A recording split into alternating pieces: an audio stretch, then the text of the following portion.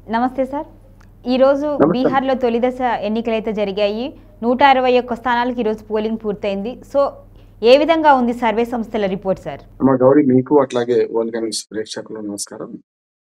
శుభ సాయంత్రం. అంటే మన బీహార్ ఎన్నికల మీద మొత్తం మీద మొదటి విడత ఎన్నికలు పోలింగ్ పూర్తయింది. ఇంకా కొంత క్యూలో ఉన్న వాళ్ళు ఇంకా వేస్తున్నారు. 70% మించకపోవచ్చు. నేను పొద్దున ఇది చెప్పాను. ఇప్పుడు కూడా 70% దాటుతున్నా అనుకోవడం లేదు. 65, 66 అట్లా కావచ్చు అనుకుంటున్నాను. ఎందుకంటే 5 గంటల కల్లా, సాయంత్రం 5 గంటల లెక్కలైతే 60.5% అయింది అంటున్నారు. 61 దాటలేదు. మరొక గంట మిగిలింది అప్పటికి కనుక ఆ గంటది కూడా వస్తే ఆ ఉద్దేశం ఏంటంటే ఇది ఉజ్జాయింపు లెక్కే కనుక 65-70% మధ్యన పోలింగ్ ఉంటుంది నేను అనుకుంటున్నాను. ఒకటి 3 పార్టీలు అంటే 2 కూటములు, మధ్యన కూటమి నుండి జనసురాజ్ లాంటి పార్టీ కూడా పెద్ద ఎత్తున ఓటర్లను సమీకరించి పోలింగ్ బూత్ తీసుకొచ్చే ప్రయత్నం చేసినాయి. దీనివల్ల ఎక్కువ శాతం 70 దాటుద్దేమో అనుకున్నాను, దాటే పరిస్థితి కనపడతలేదు మనకి. ఇంకా అక్కడ 2 కూటములు, ఒకటేమో ఎన్డీఏ కూటమి, ఒకటి ఇండియా కూటమి, ఐఎన్డీఐఏ ఫుల్ స్టాప్స్ ఉన్నాయి మధ్యన. మొదటి కూటమి బలాబలాలు చూసుకుంటే ఇవాళ జరిగినాయంతా సగం, అంటే 243 మొత్తం అసెంబ్లీ స్థానాలు ఉంటే 121 స్థానాలకు ఎన్నికలు జరిగినాయి. 18 జిల్లాల పరిధిలో జరిగింది. వచ్చే 11వ తేదీ రెండో విడతలో చివరి విడత కూడా అదే మరొక 122 స్థానాలు ఎన్నికలు జరుగుతున్నాయి. మొత్తం 230. ఈ మొదటి విడతలో మా ముఖ్యులంతా తేజస్వి యాదవ్ నుంచి ముందు చాలా మంది, నితీష్ కుమార్ నుంచి ముందు చాలా మంది బరిలో ఉన్నారు. ముఖ్యులంతా ఈ మొదటి ఫేజ్ లో బరిలో ఉన్నారు. రెండో ఫేజ్కి వచ్చే కల్లా మిగతా వాళ్ళందరూ ఉంటారు. కానీ 2 కూటములు చాలా ప్రెస్టేజ్ తీసుకున్నాయి ఎన్నికలు. ఒకటి కుల సమీకరణలు, రెండోది రాజకీయ సమీకరణలు. నేను మొదలు రాజకీయ సమీకరణల దగ్గరకు వస్తాను. రాజకీయ సమీకరణలకు వస్తే మీకు 2 కూటములు, ఇండియా కూటమి. ఇండియా కూటమిలో ప్రధాన ప్రదర్శనగా బీజేపీ ఉన్నది.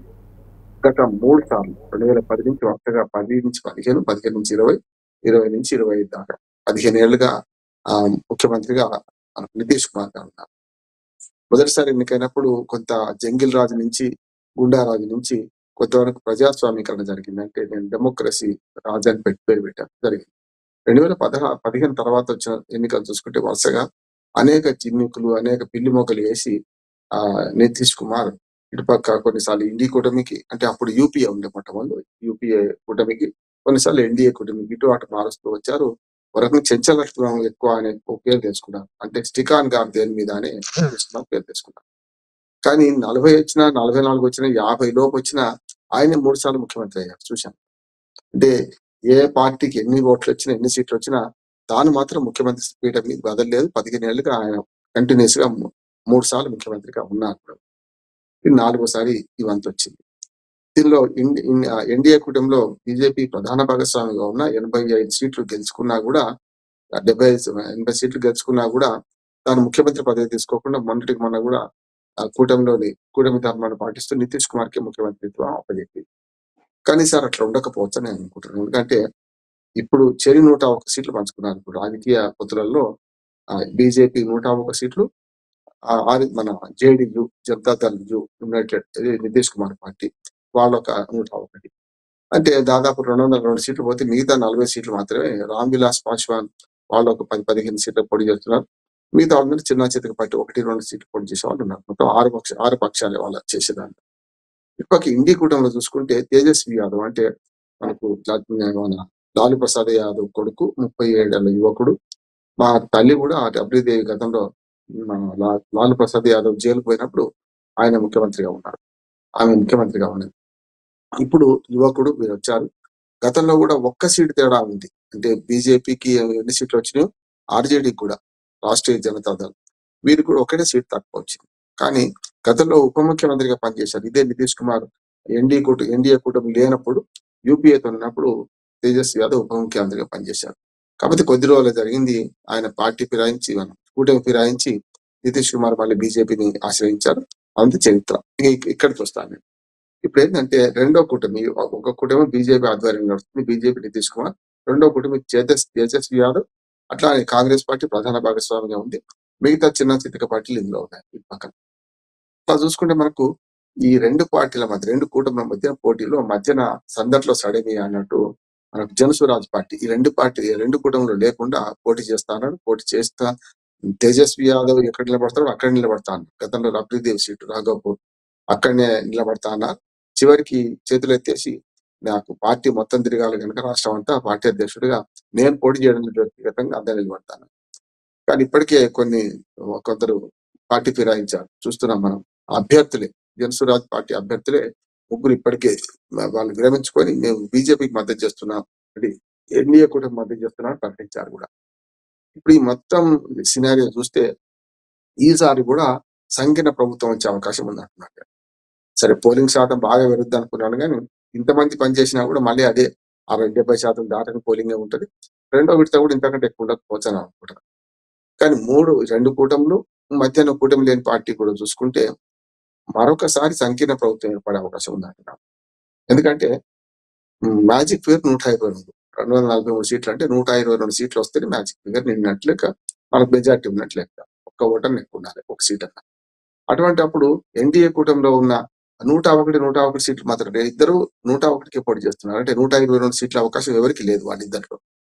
కానీ మన బీజేపీ ఈసారి పుంజుకొని కొంచెం ఓట్లు ఏడ్సేపు పెంచుకుంటదని ఒక మాట వస్తున్నది.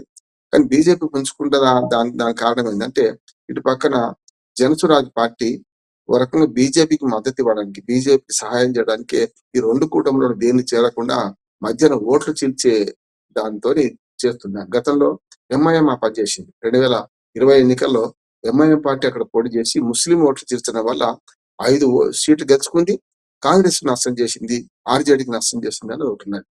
కానీ సరే వాళ్ళు కూడా పార్టీ ఫిరాయించారు, అది వేరు. కానీ మన హైదరాబాద్ ఎంఐఎం ఇక్కడికి వెళ్ళి అక్కడ ఒక రకంగా బీజేపీకే సహాయం చేసింది. ఓవైసీ అటు బీజేపీ ఒకటే, మోడీ ఒకటే అనే పేరు కూడా తెచ్చుకున్నారు. ఇప్పుడు ఓవైసీ కూడా మళ్ళీ పోటీ చేస్తున్నాడు, అంత సీన్ లేదు. అప్పుడు 5 సీట్లు గెలుచుకున్నారు, కానీ ఓవైసీకి ఓటు వేస్తే ఏమైందంటే బీజేపీ గెలిచింది కదా, ఎక్కువ సీట్లు సంపాదించుకుందా అని ముస్లింలలో అసంతృప్తి ఉంది. కనుక ముస్లిం ఓట్లు ఆర్జేడీ అట్లాగే కాంగ్రెస్ మధ్యనే కాంగ్రెస్కే ఉంటాయి. ఇటు పక్క బీజేపీకి పడకపోవచ్చు. ఎందుకంటే బీజేపీతో అంటగాగిన నితీష్ కుమార్ కూడా ముస్లిం వాళ్ళకి వ్యతిరేకంగానే ఉన్నట్లు లెక్క వాళ్ళైతే. కానీ గతంలో ఏంటంటే నితీష్ కుమార్ అదే సోషలిస్ట్ మూవ్మెంట్ నుంచి వచ్చిన వాడు. ఒక రకం చెప్పండి జయప్రకాష్ నారాయణ, ఇది మన బీహార్లో లోక్ నాయక్ జయప్రకాష్ నారాయణ శిష్యుడు. అట్లా ఈ లాల్ ప్రసాద్ కానీ వీళ్ళందరూ కూడా, చంద్రశేఖర్ అప్పుడు వాళ్ళందరూ కూడా, ఫెర్నాండెస్ కానీ వీళ్ళందరూ సోషలిస్టులు. వీళ్ళందరూ కూడా కాంగ్రెస్ పార్టీ సోషలిస్ట్ వింగ్ వేరైంది. అట్లా చూసుకుంటే వీళ్ళందరూ ఏం చేశారంటే నితీష్ కుమార్ మీద కొంత ముస్లింల మొదట్లో ఆశలు పెట్టుకున్నారు. ఎప్పుడైతే ఎన్డీఏ కూటమి చేరేటో 2 సార్లు పార్టీ ఫిరాయించి, మనకు కూటమి ఫిరాయించి, అప్పటి నుంచి ఇప్పుడు నితీష్ కుమార్ అంటే ముస్లింలు మండిపడుతున్నారు, నీ బీజేపీతో అంటగా అవుతున్నామని. కనుక ఇటుపక్క ముస్లిం ఓట్లు ఇప్పుడు ఎంఐఎం లేదు అక్కడ, కానీ జనసురాజ్ ఉన్నది ఎంఐఎం స్థానంలో. వాళ్ళు 169 స్థానాలకు పోటీ చేస్తున్నారు. ఆల్మోస్ట్ అన్ని స్థానాలు చేస్తామన్నారు, కానీ 169 స్థానాలకు పోటీ చేస్తున్నారు. వాళ్ళు ముస్లిం ఓట్లు కొంత కొలగట్టే అవకాశం ఉంటుంది. అప్పుడు ఏమవుతుందంటే ఆటోమేటిక్ గా బీజేపీకి లాభం అవకాశం ఉంటుంది. ముస్లిం ఓట్లు ఈ రెండు పార్టీలకు పడాల్సిన కాంగ్రెస్ ఆర్జేడీ పడాల్సిన ఓట్లు చీలిపోతాయి కదా.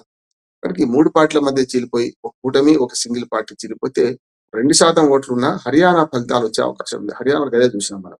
గతంలో ఆమ్ ఆద్మీ పార్టీతో పొత్తు సరిగ్గా పెట్టుకోకుండా వాళ్ళని ధృవీకరించి మీతో ఏం కాదనుకుంటే వాళ్ళ 2% ఓట్లే హర్యానాలో నిన్నటి చేసే ఓట్లు. మనం హైడ్రోజన్ బాంబు గెలిచారు కదా రాహుల్ గాంధీ, ఆయన ఏమన్నారు 32 ఓట్లతో సీటు పోయింది. అంతా కలిస్తే 43,000 ఓట్ల తేడాలోనే మొత్తం ఇన్ని సీట్లు పోయినాయి అంటున్నారు. 43,000 ఓట్ల కన్నా ఎక్కువనే ఆమ్ ఆద్మీ పార్టీ సాధించింది కదా హర్యానా సంగతి వస్తే. ఇక్కడ కూడా జనసురాజ్ పార్టీ ప్రశాంత్ కిషోర్ వ్యూహకర్త, ఎన్నికల వ్యూహకర్త, ఆయన కనుక ఏమైనా ఈ ఓటు షేర్ తీసుకుంటే ఎవరు తీసుకుంటారు? ఖచ్చితంగా సెక్యులర్ పార్టీసే తీసుకుంటాడు. బీజేపీకి వ్యతిరేకం అంటున్నాడు, సెక్యులర్ పార్టీ నాదే అంటున్నాడు. కనుక సెక్యులర్ పార్టీ ఓట్లు చీలిపోతే బీజేపీ లాభం అవుతుంది కదా, శత్రువు మిత్రుడు అన్నట్టు అడిపోతాయి కదా. 2020లో ఇదే తేజస్వి యాదవ్ అట్లాగే వీళ్ళందరూ ఉన్నారు కదా. అప్పుడు ఇండి కూటమిలో ఉన్న దానిలో కాంగ్రెస్ పార్టీ 70 సీట్లు ఇస్తే 19 అంటే చాలా లూజ్ అయింది కదా, 51 సీట్లు ఓడిపోయింది కదా వాళ్ళు. ఈసారి మళ్ళీ అదే బార్గెన్ చేయబోయింది కాంగ్రెస్ పార్టీ. ఖరాఖండిగా తేజస్వి యాదవ్ చెప్పేశారు, సమస్య లేదు, మీ డిమాండ్ పనికిరాదు, అవసరమైతే మీరు కూటమి నుంచి వెళ్ళిపోయినా సరే నేను సొంతంగా పోటీ చేసుకుంటాను, కానీ మీకు అన్ని సీట్లు ఇచ్చే సీన్లు ఎత్తుకోమని కాళీబేరానికి వచ్చి వాళ్ళు అడిగిన సీట్లు కాకుండా ఎక్కడికో 50-54 పరిమితమై వాళ్ళు చేస్తున్నారు. ఇప్పటికి కూడా కాంగ్రెసే ఎక్కువ లూజ్ అవుతుంది, సీట్లు తక్కువ గెలుస్తుంది. తేజస్వి యాదవ్ 136 సీట్లకు చేస్తున్నారు. ఆయన దానిలో 122 రాదు. ఎందుకు రావంటే ఒకే పార్టీ 136 మొత్తం 122 కష్టమే కనుక కాంగ్రెస్ పార్టీ మద్దతు అవసరం ఉంది. 10 గెలిచినా 20 గెలిచినా ఇవాళ ఈ కూటమి బలాబలం చూస్తే ఎన్డీఏ కూటమిలో మన నితీష్ కుమార్ పెద్ద గుదిబండ బీజేపీ గుదిబండ. ఒకటి ముస్లిం ఓట్లు ఆయన గతంలో మొదట్లో పడ్డాయి. అట్లాగే ఇప్పుడు ముఖ్యమంత్రి మరోసారి కావాలని తహతహలాడుతున్నాడు. అది కాదని తేల్చి చెప్పినట్టు చేశారు. చూడండి మీరు, తేజస్వి యాదవ్ కూడా కాంగ్రెస్ పార్టీ మొదట్లో నేను ముఖ్యమంత్రి అభ్యర్థి అని ప్రకటించలేదా అన్నాక తేజస్వి యాదవ్ గట్టిగా ఒత్తిడి చేశారు. నాకు ఎన్ని సీట్లు వచ్చినా నన్ను ముఖ్యమంత్రిగా ప్రమోట్ చేస్తే తప్ప మీతో పొత్తు లేదన్నారు కాంగ్రెస్ తో. అప్పుడు ఏమైంది, మా మా ముఖ్యమంత్రి అభ్యర్థి తేజస్వి యాదవే అని కాంగ్రెస్ ప్రకటించాల్సి వచ్చింది అటు పక్క నుంచి, ఇండి కూడా వచ్చి. ఇక్కడ ఏం చేశారు, ఇప్పటికి ముఖ్యమంత్రి అభ్యర్థి ప్రకటించలేదు. అందుకని తేజస్వి యాదవ్ ప్రతిసారి అంటున్నాడు, మీ సంగతి ఏంది, మీకు ముఖ్యమంత్రి ఎవరున్నాడు అని అంటున్నారు. ముఖ్యమంత్రి ఎవరున్నారు అంటే అమిత్ షా ఒక వ్యంగ్యంగా మా సమాధానం చెప్పారు. అవును, ముఖ్యమంత్రి ఖాళీ లేదు, మన ప్రధానమంత్రి ఖాళీ లేదు, రాహుల్ గాంధీ ప్రధానమంత్రి అయ్యేది లేదు, మీ తేజస్వి యాదవ్ ముఖ్యమంత్రి అయ్యేది లేదు, పోస్టులు ఖాళీగా ఉంటే కదా అని ఒక మాట అన్నారు. రేపు జరగబోయే ఎన్నికల్లో ఎవరు ముఖ్యమంత్రి అని మేము అడిగాం కానీ మీరు ఇప్పుడు పోస్ట్ ఖాళీ ఉందని మేము కూర్చోవడానికి రావడం లేదని తేజస్వి యాదవ్ డీటెయిల్ జవాబు ఇచ్చారు. ఇది సినారీ జరుగుతుంది. రాజకీయ కోణంలో ఆలోచన చేస్తే రెండు కూటముల మధ్య గట్టి పోటీ ఉన్నది. మధ్యన జనసురాజ్ పార్టీ ఓటు చీలికను బట్టి వాళ్ళకు ఇండియా కూటమికి కొంత నష్టం జరిగే అవకాశం ఉంది. ఇక సామాజిక సమీకరణం చెప్తాను. సామాజిక సమీకరణలో చూసుకుంటే మనకు రెండు ఉన్నాయి అక్కడ. ఇప్పుడు బీసీల బలం ఎక్కువ, అట్లాగే ముస్లిం ఓట్లు కూడా ఉన్నాయి. దాదాపు 18% ముస్లిం ఓట్లు ఉన్నాయి అక్కడ. అట్లాగే అగ్రవర్ణ బ్రాహ్మిన్స్ ఓటు కూడా చాలా మంది, వాళ్ళ పేదలు చెప్పులు గుట్టే వృత్తి నుంచి కొద్ది సులభ్ కాంప్లెక్స్ తెలుసు కానీ మీకు, సులభ్ కాంప్లెక్స్ బిందేశ్వర్ పాఠ ఆయన బ్రాహ్మడే. ఆయన అక్కడి నుంచి కొన్ని దేశవ్యాప్తంగా సులభ్ కాంప్లెక్స్ పెట్టారు. చాలా మంది మనకు ముస్లింలు లాగానే అక్కడ పేద బ్రాహ్మణులు ఉన్నారు, వాళ్ళ ఓట్లు కూడా చాలా కీలకమైనవి. బీసీలు ఓట్లు అట్లాగూ కీలకమైనవి. అంటే సామాజిక సమీకరణలో బీసీలు, ముస్లింలు, మళ్ళీ అగ్రవర్ణంలో బ్రాహ్మణులు, ఇట్లా ఈ మూడు కూటముల మధ్యన కూడా, మూడు కులాల మధ్య కూడా కొంత కాంబినేషన్ ఎట్టుపోతారో తెలియదు. చాలా వరకు ఏమంటారు అంటే బ్రాహ్మిన్స్ కానీ లేకపోతే ఇటు పక్కన మనకు ముస్లింలు ఎట్లాగో బీజేపీ వేయరు, కొంత బీసీ వర్గాల్లో ఇటు పక్కన బీజేపీకి నితీష్ కుమార్ పడే అవకాశాలు ఉంటాయి. అట్లా ఎన్డీఏ కూటమికి పడే అవకాశాలు ఎక్కువ ఉంటాయి. ఎందుకంటే అగ్రవర్ణం బ్రాహ్మణులైనా సరే వాళ్ళు పేదోళ్ళు కనుక రేపొద్దున నితీష్ కుమార్ కొన్ని పథకాలు పెట్టిండు అనే దాంతో ఉన్నారు కనుక బీజేపీకి అనుకూలంగా ఉంటారేమో అనుకో భావన వాళ్ళు అనుకుంటున్నారు. ఇప్పుడు కూడా ఓట్ బ్యాంకు ఫిక్స్డ్ గా ఉండదు గౌరీ, ఎందుకంటే ఎటైనా మారచ్చు. రాజకీయాలే సోషల్ కెమిస్ట్రీ. రాజకీయాలు ఎప్పుడు కూడా ఫిక్స్డ్ ఓటు బ్యాంక్ ఎవరికి ఉండదు. ఏ ఎన్నిక ఆ ఎన్నిక ప్రత్యేకం. 2010 ఉన్నట్టు 15 ఉండదు, 15 ఉన్నట్టు 20 ఉండదు, 20 ఉన్నట్టు 25 ఉండకపోవచ్చు. అట్లాగే సోషల్ కెమిస్ట్రీ ఎందుకు అంటున్నానంటే, మీరు ఓటు కెమిస్ట్రీలో ఓటు ఎట్లా తయారైతే అని చెప్తాం, మీ ఇల్లు ఏం కలపాలని. కానీ సోషల్ కెమిస్ట్రీలో ఈ ఫలానా కెమిస్ట్రీ సూత్రం ఇక్కడ పనికిరాదు. సోషల్ కెమిస్ట్రీలో ఒక మాట, ఒక వాదన, లేకుంటే ఒక దుడుకు మాట, ఇవన్నీ మొత్తం రాజకీయాలు ఆగం చేయొచ్చు కూడా. ఒక నాయకుడు దుడుకు మాట అంటే మొత్తం పోయే అవకాశం ఉంటుంది. కనుక డబ్బు మద్యం ఎట్లా ప్రవాహం పారుతుంటది. మన దక్షిణ భారతదేశం కంటే ఇప్పటికి కూడా ఉత్తర భారతదేశంలో డబ్బు మద్యం ప్రలోభం తక్కువే, అంటే ఇక్కడ పోల్చుకుంటే. కానీ అక్కడ కూడా మొదలైంది. అన్నిటికన్నా మూడోది ఏంటంటే సామాజిక సమీకరణ చెప్పిన, రాజకీయ సమీకరణ చెప్పిన, ఈ ఉచితాల సంగతి ఏంది అని మనం ఆలోచన చేయాలి. అనుచిత ఉచితాలు ఎంత ఉన్నాయంటే, మీకు అన్ని పార్టీలు రేవడీస్కి వ్యతిరేకమని అధినాయకులు చెప్తుంటారు. మోడీ ఏమంటున్నారు, రేవడీస్కి వ్యతిరేకం అని. మీదనేమో నోరు మాట్లాడుతుంది, నొసలు విక్రిస్తున్నట్టు బీజేపీ పార్టీ ఏ రాష్ట్రంలో ఉచితాలు ఇవ్వని అన్నది. ఉత్తర భారతదేశం తీసుకున్నాం, జమ్మూ కాశ్మీర్, హర్యానా, మహారాష్ట్ర, జార్ఖండ్, ఢిల్లీకి సేమ్ మన కర్ణాటక నుంచి వచ్చిన ఈ రోగం, ఈ జబ్బు, అనుచిత ఉచితాలు తెలంగాణలో. అక్కడ 5 గ్యారంటీస్ అంటే తెలంగాణలో 6 గ్యారంటీస్. అట్లాగే అటు పోతే ఆంధ్రప్రదేశ్ లో పార్టీలు వేరు కావచ్చు, కాంగ్రెస్ పార్టీ కాదు, తెలుగుదేశం పార్టీ సూపర్ 6. ఇట్లా చూసుకుంటే హర్యానాలో అదే. ఇప్పుడు ఇవాళ అటువంటి ఉచిత బస్సు ప్రయాణం అయితే ఒక మంత్రం అయిపోయింది. మహిళలకు ఉచిత బస్సు ప్రయాణం అయితే అది. దాంతో పాటు 2500 రూపాయలు మహిళలకు వేస్తామని ప్రతి నెల. ఇట్లా స్కూటీల కాడి నుంచి ముందు పెడితే అన్ని మక్కి మేరే బయలుకి అన్నిటి కింది నుంచి మొత్తం అంతా డబ్బు చేస్తున్నారు. మోడీ వ్యతిరేకం అంటాడు ఉచితాలకు, మళ్ళీ అక్కడ పార్టీ ఏమో ప్రకటించింది. అప్పుడే కాదు, కాంగ్రెస్ పార్టీ అధినేత, అంటే అధినేత అనొద్దు, ఆయన అధ్యక్షుడు అన్నాడు. అధినేత అంటే రాహుల్ గాంధీ. మళ్ళీ గాంధీ ఫ్యామిలీ లేకుండా కాంగ్రెస్ పార్టీ అధినేత లేరు. కానీ పార్టీకి అధ్యక్షుడు, జాతీయ పార్టీ అధ్యక్షుడు మల్లికార్జున ఖర్గే మహారాష్ట్ర ఎన్నికలు అప్పుడే అన్నారు, ఎన్నికలు జరుగుతున్నప్పుడు అప్పుడే అన్నారు, మనం ఉచితాలు ఇచ్చుకుంటూ పోతే బడ్జెట్ లో అభివృద్ధికి ఏం మిగలదు. మీరు ఏ రాష్ట్రమైనా సరే బడ్జెట్ చూసుకొని మీరు ఉచితాల హామీలు ఇవ్వండి అని మంచి విధుల నీతి చెప్పిండు. ఏమైంది? ఆయన ఆ మాట అన్నారు. అదే మహారాష్ట్రలో ఇదే కాంగ్రెస్ పార్టీ మళ్ళీ ఉచితంగా 2500 రూపాయలు బస్సు ప్రయాణం అన్ని హామీలు ఇచ్చింది కదా. ఇప్పుడు కూడా మన ఢిల్లీ ఎన్నికల్లో అదే ఇచ్చింది హామీ. ఇప్పుడు మా మన బీహార్లో కూడా అదే హామీ ఇస్తున్నది. అంటే ఉచితాల పట్ల పైన నాయకులు మాట్లాడేదానికి కింద మన పార్టీలు చేసేదానికి తేడా ఏం లేదు. మనం చాలా తేడా ఉంది. వాళ్ళు అదే పని చేస్తున్నారు. ఇప్పుడు ఇక్కడ బీహార్లో జరుగుతుంది ఏంటంటే మొదలు ఉచితాన్ని డైరెక్ట్ పనిచేసింది ఎవరు? బీజేపీ ఎన్డీఏ కూటమి ఏం చేసిందంటే ఆల్రెడీ ప్రభుత్వాలు వాళ్ళు ఉన్నారు కనుక 75 లక్షల మందికి 10,000 చొప్పున జస్ట్ నోటిఫికేషన్ విడుదలయ్యే ముందు వేసేసింది. దుర్మార్గం. అంటే ఎన్నికల లంచం అని వ్యాఖ్యానించారు సోనియా గాంధీ. అదే అన్నది, నేను అదే అంటున్నాను. అట్లా రాహుల్ గాంధీ అన్నాడు, మల్లికార్జున ఖర్గే అంటున్నారు, తేజస్వి యాదవ్ అంటున్నారు. ఎన్నికల లంచంగా దాన్ని అన్నప్పుడు మేము అధికారంలోకి వస్తే ఏం చేస్తామనేది కూడా ఇప్పుడు తేజస్వి యాదవ్ చెప్తున్నారు. వాళ్ళు 10 ఇచ్చిండ్రు, మేము సంవత్సరానికి 30,000 ఇస్తామన్నారు. వాళ్ళు 10,000 ఇప్పుడే ఇచ్చింది కదా, ఇంకా 2 విడతలు వాళ్ళు బాకీ ఉన్నారు, 30,000 వాళ్ళు కూడా ఇస్తా అంటుంది బీజేపీ కూడా. ఇంకా 20,000 రావాల్సింది కదా. మేము మమ్మల్ని గెలిపిస్తే ఇక్కడి నుంచి మొదలవుతుంది, పాతది పోతుంది కనుక మేము ప్రతి నెల 2,500 ఇస్తాం, సంవత్సరానికి 30,000 వస్తాయి కదా. అప్పుడు 12 నెలలు కనుక 30,000 వస్తాయి వీళ్ళు అంటున్నారు. మరి అది ఎన్నికల లంచమైనప్పుడు మీరు కూడా ఎన్నికల తాయిలేమే కదా ఇది కూడా ప్రకటించేది. ఇంకొక పెద్ద హామీ ఇక్కడ ఏమైందంటే, నేను అనుచిత ఉచితాలలో ఇంకో పెద్ద హామీ ఏంటంటే తేజస్వి యాదవ్ ప్రకటించారు. రాష్ట్రంలో మేము అధికారంలోకి వస్తే ప్రతి కుటుంబానికి ఒక ప్రభుత్వ ఉద్యోగం ఇస్తాను. చాలా దుర్మార్గమైన హామీ, అది అమలు కాని హామీ, అది ఎవరితోనూ సాధ్యం కాదు. ఎందుకంటే దేశం మొత్తంలో 3 కోట్ల మంది ప్రభుత్వ ఉద్యోగులు ఉన్నారు. ప్రభుత్వ రంగంలో ఉన్న ఉద్యోగులు, ఆర్టీసీ కూడా ప్రభుత్వ రంగ సంస్థ, అట్లాంటివి అన్ని కలుపుకుంటే బ్యాంకింగ్ వ్యవస్థ అన్ని తీసుకుంటే 3,500,000 కంటే ఎక్కువ మంది. మరి దేశం మొత్తం మీద 3 కోట్ల మంది ఉంటే బీహార్ లో ప్రతి కుటుంబానికి ఒక ప్రభుత్వాన్ని బట్టి ఏదో ఉద్యోగాలు కలపాలంటే ప్రైవేట్ రంగంలో కూడా చేస్తా అంటే అది ప్రతి కుటుంబానికి ఇస్తాము. ఇప్పటికీ ఒక దాదాపు ఒక మన 2 అంటే 9-10 కోట్ల జనాభా ఉంటుంది. 2.5 కోట్ల కుటుంబాలు ఉన్నాయి అక్కడ.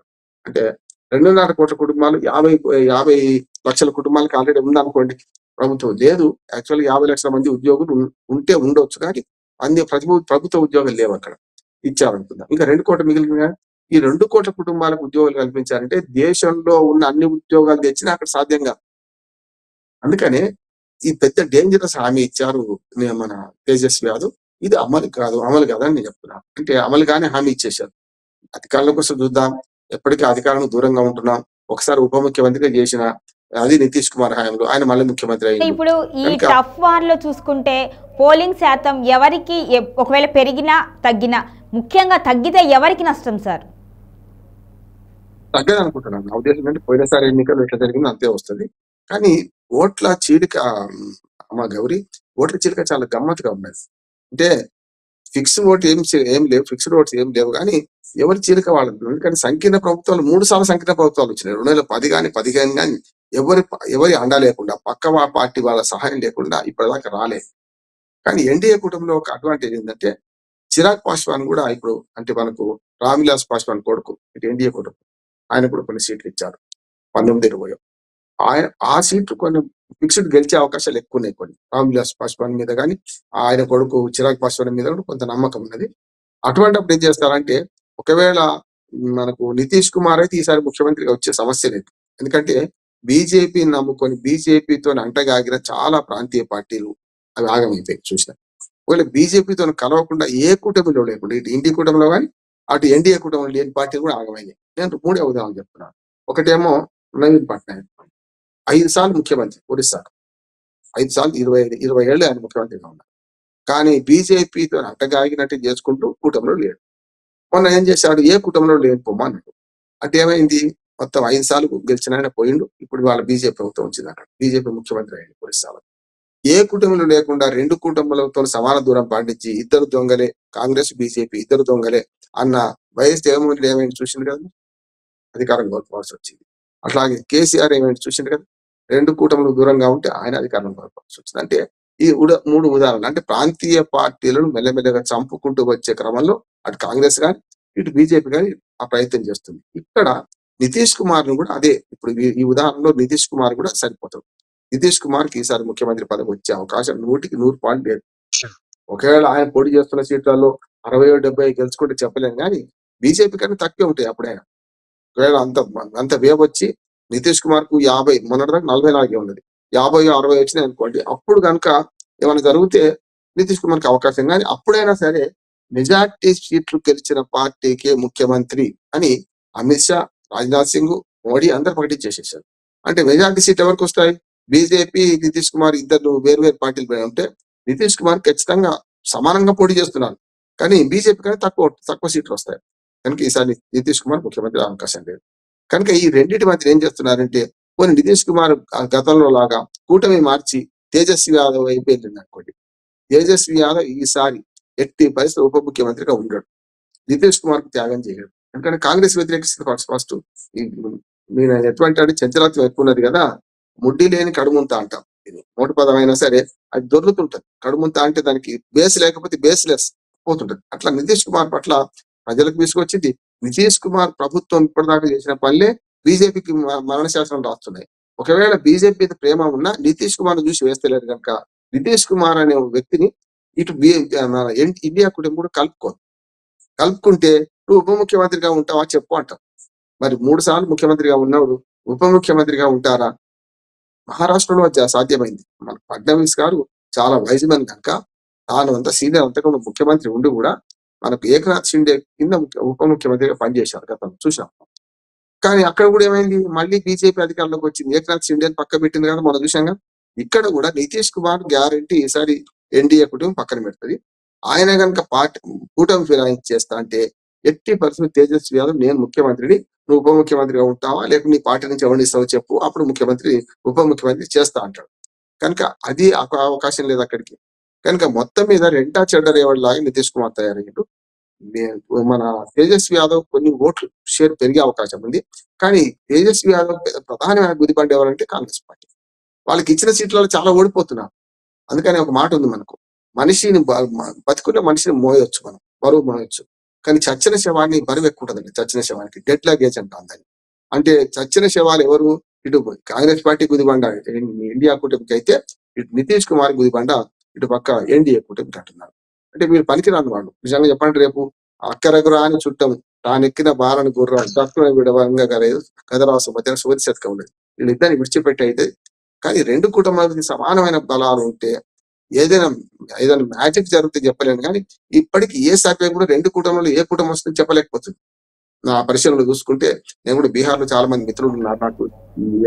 ఎలా ఎన్నికలు కాబట్టి తప్పని మేము గతంలో అక్కడ పనిచేసాం కనుక వాళ్ళ అంచనాలు కూడా ఇప్పుడు సరిగ్గా చెప్పలేకపోతున్నారు. అంటే రెండో విడత ఇప్పుడు ఈ పోలింగ్ శాతం తెలవాలి, రెండో విడత ఎంత అవుతుందో కూడా తెలవాలి. అప్పుడు మాత్రమే ఒక స్పష్టత వచ్చే అవకాశం ఉంటుంది. జంతురాజ్ పార్టీ నేత గురించి ఒక మాట ముగిస్తాను. ఆయన ఎప్పుడు కూడా కోచ్ మాత్రమే, అంటే ఇంతమంది గెలిపించి అంటున్నారు కదా, ఆయన విమర్శ ఏంటంటే జంతురాజ్ మన ప్రశాంత్ కిషోర్ మీద గెలిచే పార్టీకి ఆయన వ్యూహకర్తగా ఉంటాడు. గతంలో మోడీకి చేశారు, చైర్మన్ చేశారు, కేసీఆర్ మధ్యలో వెలగొట్టారు. ఇట్లా చూసుకుంటే గెలిచే పార్టీకి ఉంటాడని ఒక మాట. కనుక ఆయన మంచి కోచే కావచ్చు. కోచ్ ఎప్పుడు ఆటగాడు కాదు, మంచి ఆటగాడు కాలేదు. క్రికెట్ లో మంచి కోచ్ ఉంటాడు, కోచ్ ఆడిస్తాడు, కానీ తానే ఆటగాడుగా మారితే ఫెయిల్ అవుతాడు. అందుకని ఇక్కడ నేను నాందేడ్లో ఎల్ఎల్బి చదువుకున్నాను. ఖాన్ సాబ్ అని మాకు ఒక లెక్చరర్ ఉండేవాడు. ఆయన సాయంత్రం ప్రైవేట్ గా 30 రూపాయలు తీసుకొని క్లాస్ చెప్పేవాడు. చాలా మంది ఎందుకు ఆశపడి నేను పోలేదు క్లాసులు తీసుకోవడానికి ఆయన దగ్గరికి వెళ్ళేవాడు. ఆయన ఒక్కనాడు ప్రాక్టీస్ చేయలేదు, క్లాస్ చదువుకున్నాడు. అట్లానే ప్రశాంత్ కిషోర్ కూడా ఒక్కనాడు కూడా రాజకీయ పార్టీగా అవతారం ఎత్తిన ఒక పార్టీ ఇప్పటికి గెలవలేదు, ఎక్కడ గెలవలేదు. 2015 ఎన్నికల కన్నా ముందే తర్వాత కదా పార్టీ పెట్టింది ఆయన, జనస్వరాజ్ పార్టీ. అప్పుడు ఫెయిల్ అయింది, ఇప్పుడు ఫెయిల్ అవుతుంది. ఒక్క సీటు కూడా రాకపోవచ్చు అని అంటున్నారు. కానీ వాళ్ళ నినాదం ఏమంటున్నారు జనస్వరాజ్? అయితే అన్ని గెలుస్తాం, పోటీ చేసిన అన్ని గెలుస్తాం, లేకపోతే 10 సీట్లతో గ్యారెంటీ గెలుస్తాం అంటారు. నేను అట్లా కాదు, అయితే అన్ని ఓడిపోతారు, లేకపోతే ఒక్క సీటు కూడా గెలవరని అంటున్నారు. చూద్దాం ఏం జరుగుతుంది.